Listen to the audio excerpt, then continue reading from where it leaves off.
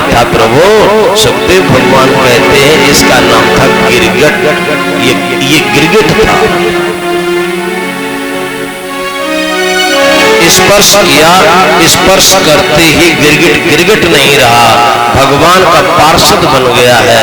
प्रणाम किया और कहा आज्ञा दो मैं जाऊं। प्रभु कहते नहीं नहीं, पहले ये बतलाओ तुम हो कौन। तो उसने कहा, प्रभु पार्षद जो बन गया, उसने कहा भगवान अगर आपको न मालूम हो तो मैं बतला दूं। प्रभु ने कहा बेटा मुझे सब मालूम है, तुम्हारे बतलाने से ये यदुवंशी है तो इनमें सुधार हो जाएगा। तुम बतलाओगा मैं इक्ष्वाकु वंशी राजा निरग हो। प्रभु मैंने अपने जीवन में इतनी गायों का दान किया है कि कोई अपने शरीर की रोमा को गिन सकता है, आकाश के तारागण गिन सकता है, बालू के कणों को गिन सकता है, लेकिन मेरी गायों का दान कोई गिन नहीं सकता। इतना दान किया है।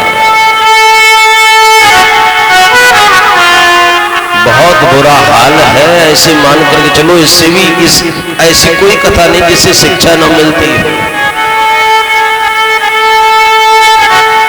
अगर एक बार भी ये मुंह से निकल गया कि हम कथावाचक हैं, समझ लो जितनी भी करी धरी भक्ति थी वह गड्ढे में चली गई।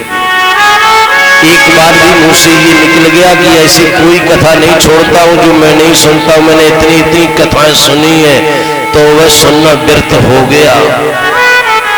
एक बार भी मुंह से निकल गया कि मैंने इतने अखंड पाठ करवाए हैं, मैंने इतनी कथाएं करवाई हैं, करा धरा सब मिट्टी में। बोलने पर ही अभिमान आने लगता है। अगर कोई ज्यादा बीमार पड़ जाए और कैसे भी ठीक न हो, फिर वो अमेरिका भेजा जाए और फिर वहां से ठीक होकर के आवे और फिर उससे पूछा जाए कि कहो भैया आप तो ठीक हो, कि हाँ ठीक हो, कि हाँ तो बढ़िया बात रही, बड़ा आपने इलाज करवाएंगे। अरे कोई ऐसी वैसी बीमारी थी मुझे, इस भारत में किसी दम नहीं थी डॉक्टर की जो मुझे ठीक कर पाता। ऐसी वैसी उसे बीमारी का अभिमान, ताज्जुब वाली बात। भवन बनवाओ तो भवन का अभिमान, शरीर हट्टा कट्टा हो तो उसका अभिमान। एक संत लिखते हैं कि गोरी गोरी चमड़ी की दमड़ी नहीं कीमत मिली, तोते जैसी नाक मौत खाट में मिलाएगी,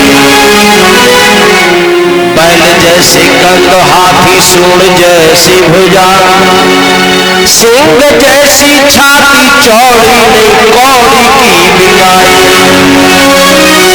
हिरण जैसी आंख दांत मोती के दाना जैसे, लाल लाल होठ अग्नि भून भून खाए,